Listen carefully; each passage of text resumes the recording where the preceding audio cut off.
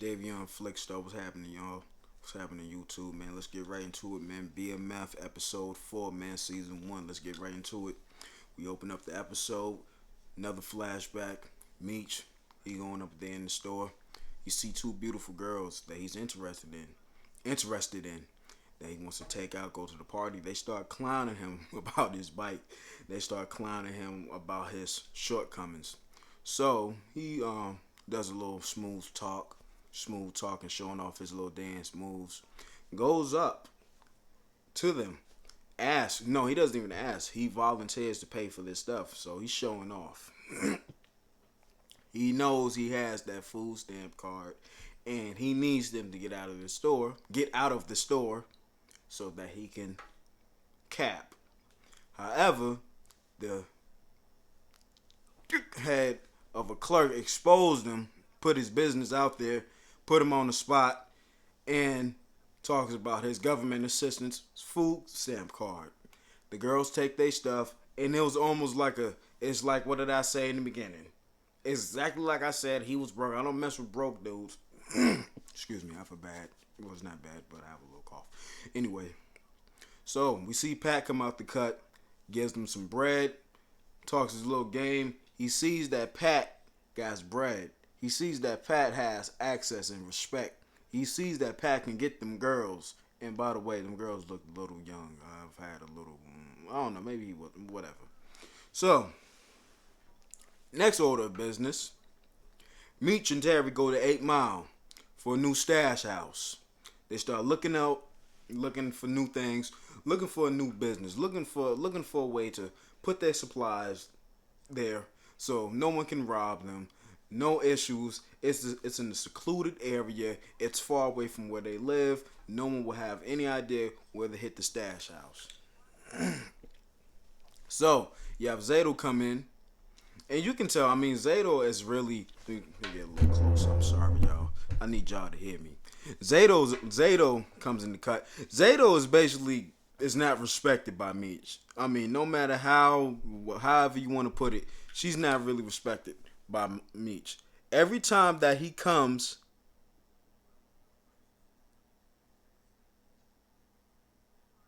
I'm sorry, y'all. I had to check something. A little unprofessional. Anytime that she comes around, he's always giving her the boot. Shoo shoo. So it's a little suspicion about B Mickey. B Mickey is, since we're in the beginning, it's been said that B Mickey is looking out for his mother. His mother is sick, I believe. They've been wondering where he's at. They don't know where he's at, but it comes to find out that she's been sick. His mother looking out for her, and so on. So, next order of business. Meech brings the money to Pat. Now that Pat is being paid his debt, Meech wants to kick it up a notch. We see Meech talk about how he wants to take more bricks from Pat so they can move him, because he himself believes. See, when you're a winner, you're going to start thinking like this. Not as a drug dealer. Don't do that shit, please. But as a winner, I mean, we see why Big Meech became Big Meech. I mean, look at it. I mean, look at his mentality. Look at how he thinks. Look at how he wants. He wants more. He wants to elevate. He wants more. He demands more. So he demands more bricks. And Pat doesn't, he doesn't really get it. He doesn't comply. He doesn't go for it right away. He still doesn't believe Meech isn't ready. Whatever reason. Excuse me, y'all. So, like I was saying, Meech wants to buy in bulk. He goes in the back, talks to Rock, the driver. Pat's driver. Starts talking all this shit that, not Lamar, I keep getting it mixed up, that Pat has fell off, that he hasn't really been running things, and he says that he can get them a connect. Now, the next order of business, Meech and Terry start talking about connects, moving away from Pat. So they mention how they can talk to someone named Big L. I'm gonna talk about that in a minute. So they want to buy in bulk because they figure out that they can move bigger, big bricks, move bigger pounds in a short period of time. So next order of business, we get Lamar in the 12th Street crew. The 12th Street crew out shopping all about. They're at Foot Locker looking for sneakers, and they picked up the classics too. The 1980s classic, the Cortez. I had a pair like 5 years ago. I was gonna do it as a collection, but anyway, that's not whatever. So they cracking jokes, making fun of each other, and then guess who comes up in Foot Locker? Terry and LaWanda. And so one of his mans from the 12th Street crew spot Terry coming in, and Lamar turns around. He was like, "Oh, okay." So it's a little tension in the store now. It's been tension going on a lot. I mean, every time they see each other in a public place, it's some kind of tension. It's some kind of measuring contest.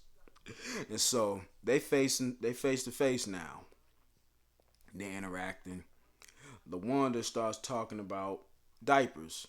Lamar, like the asshole that he is, and by the way, let's talk about Lamar real quick. Have you noticed that Lamar isn't really the washed up old head here that we thought he was gonna be? He's been winning. So like an asshole, pulls out a wad of cash, drops it on the floor, looks at him, and just walks on by. So it's gonna be some real beef coming up soon. Believe that. Believe that. So you got the Drano operation. Cortez, the captain, and Brian, they investigating everything. Everyone's name is on the board. From the crews, the street corners, they're adding everything up. And so now Brian is being pressured. It's a lot of pressure for Brian. No matter how much money he's collecting from Meech.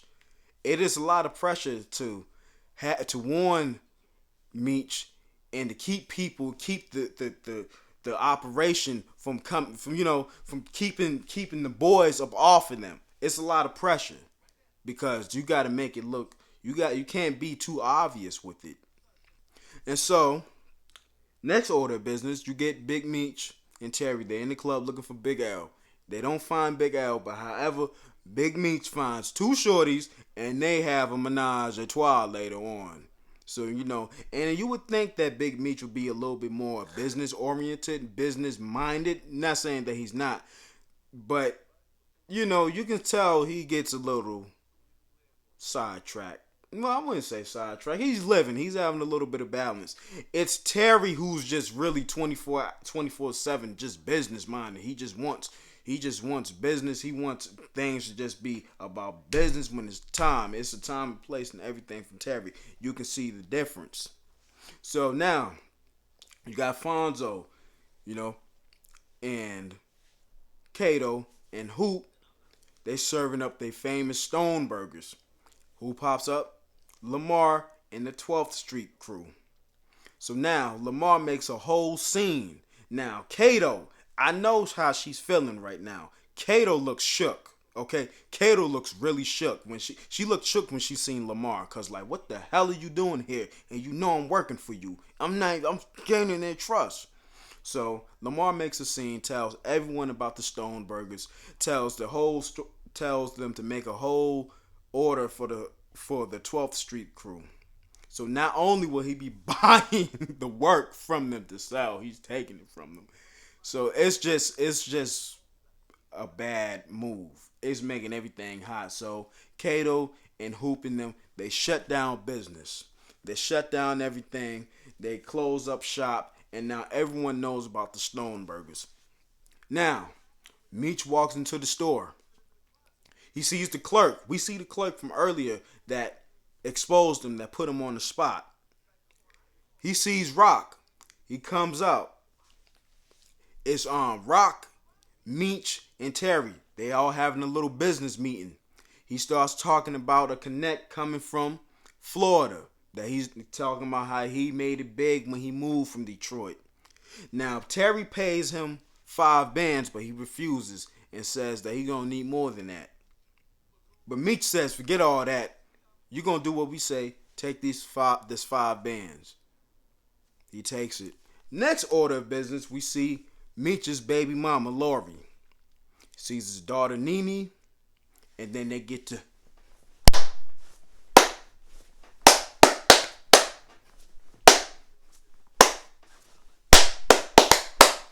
they start doing the nasty. We don't see it, but it's obviously when the BD shows up to the BM's house, you already know what's going on.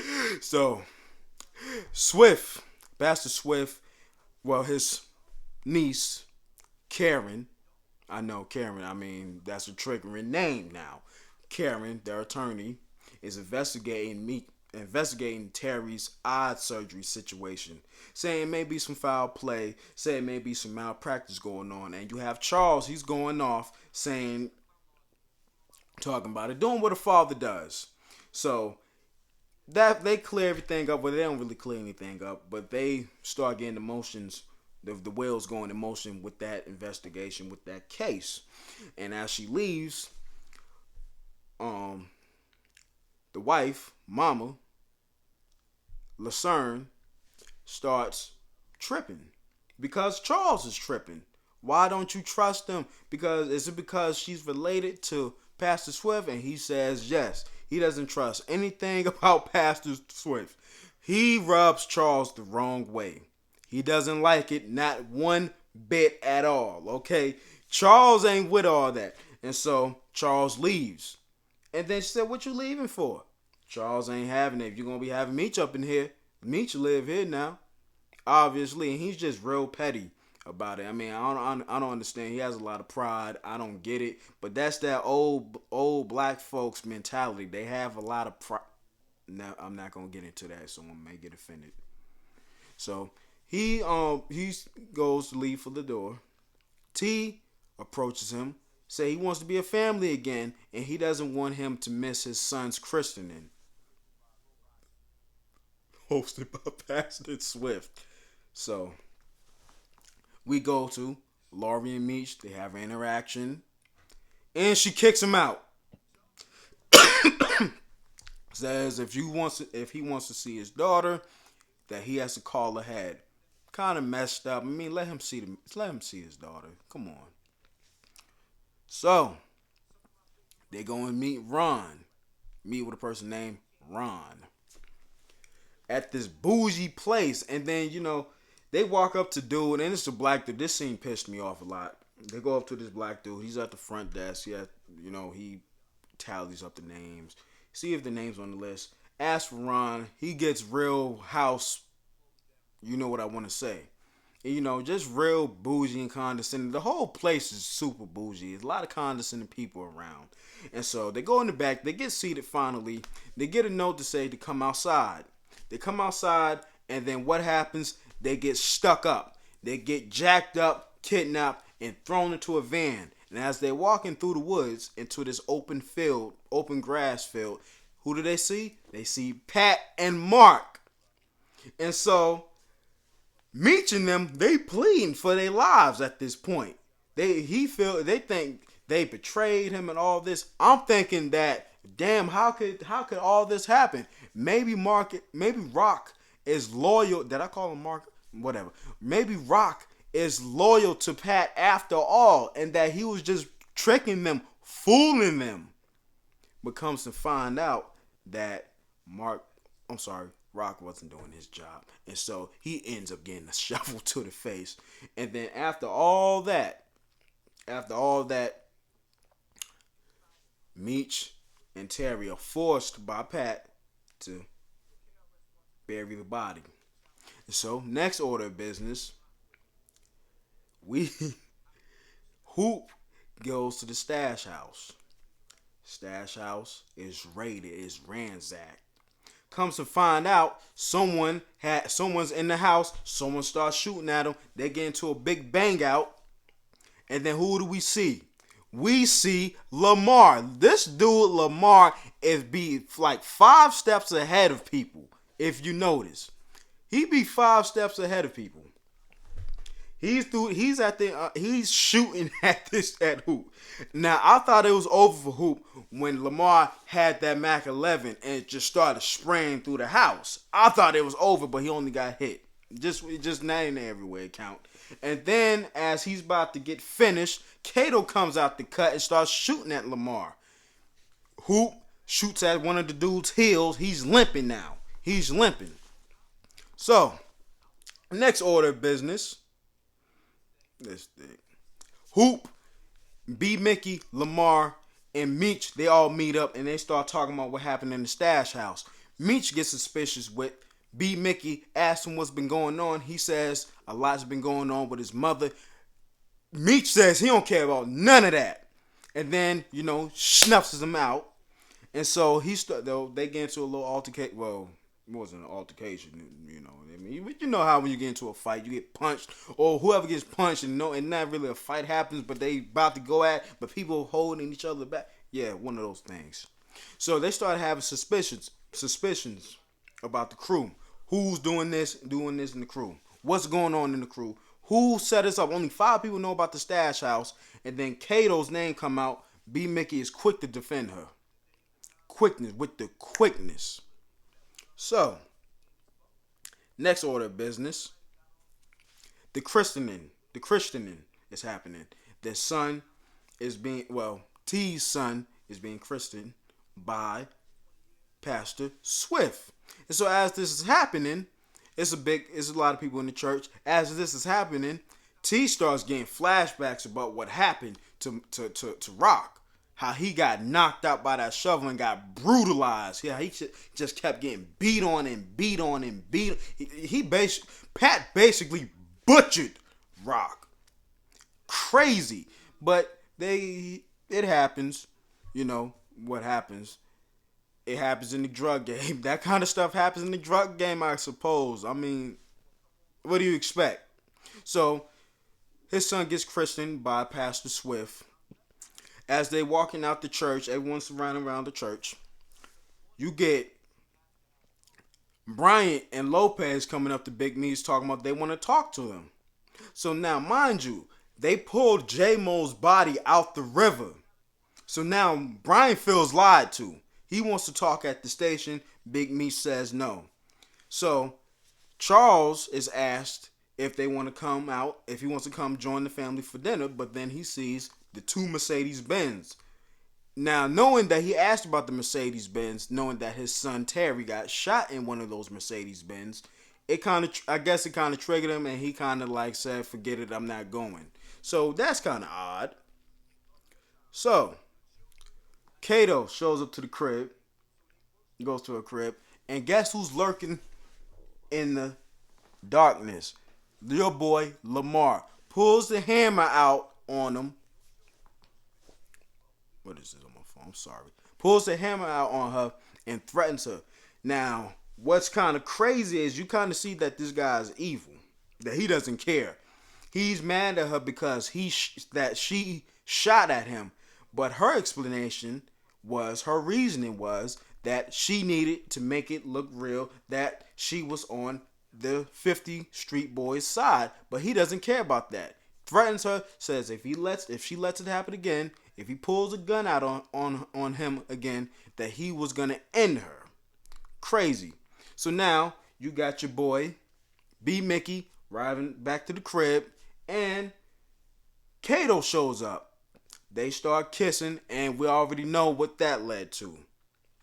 So, next order of business, Meek shows up to Brian's house. They starts talking about the investigation and everything. Brian is pissed at Meech.